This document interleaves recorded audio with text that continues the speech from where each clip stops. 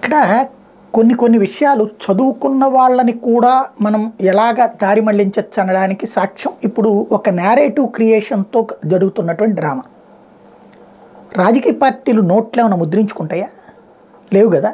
ఏ party అయినా విరాళమే కదా తీసుకునేది. ఆ విరాళాలు ఇదివరకు ఎంత ఇచ్చేవాళ్ళు ఎవరికైనా తెలుసా? బయటికి కూడా వచ్చేది కాదు కదా. ఎందుకని రాదు? నల్లధనం రూపంలో ఇవ్వాలి, బ్లాక్ మనీ రూపంలో ఇవ్వాలి. ఎందుకంటే లెక్కలు చెప్పేవాళ్ళు కాదు.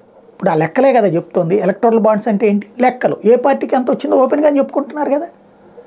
ఎవరిచ్చారు అనేది ఎందుకు చెప్పట్లేదు?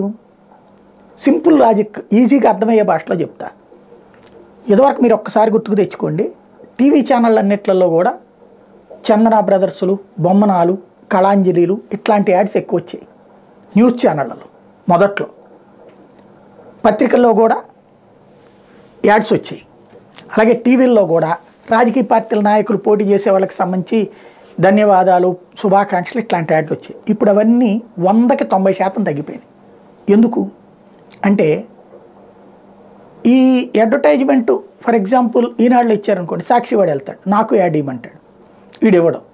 ఈ అడ్వర్టైజ్మెంట్ డిపార్ట్మెంట్ వాడు వెళ్ళి మేనేజర్కి చెప్తాడు, అది ఇవ్వట్లేదండి అంటే మరి ఏం చేద్దామంటే పేపర్లో 2 వార్తలు కొట్టండి సార్ ఆడి మీద, ఆడిది ఇట్లాంటి వ్యాపారంలో ఈ లొసుగులు ఉన్నాయి, ఆడు ఎందుకు ఈడు అప్పుడు చూద్దాం.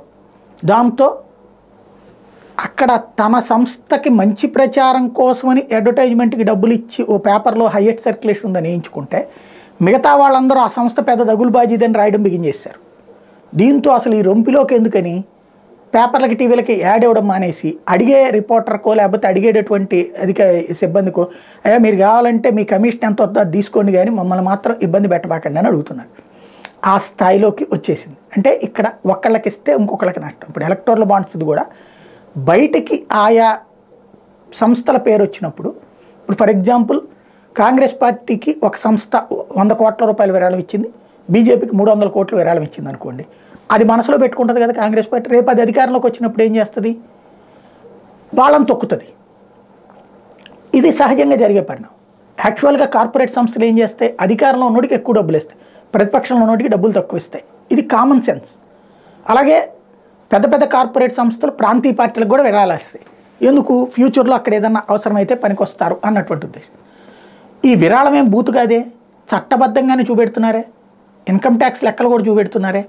కానీ అదేదో జరిగిపోతుంది అనేటువంటి ఒక నేరేటివ్ క్రియేట్ చేయడం అన్నటువంటిదే ప్రస్తుతం చదువుకున్న వాళ్ళని పక్కదో పట్టించేటటువంటి ప్రయత్నం తప్పించి మరేం లేదు.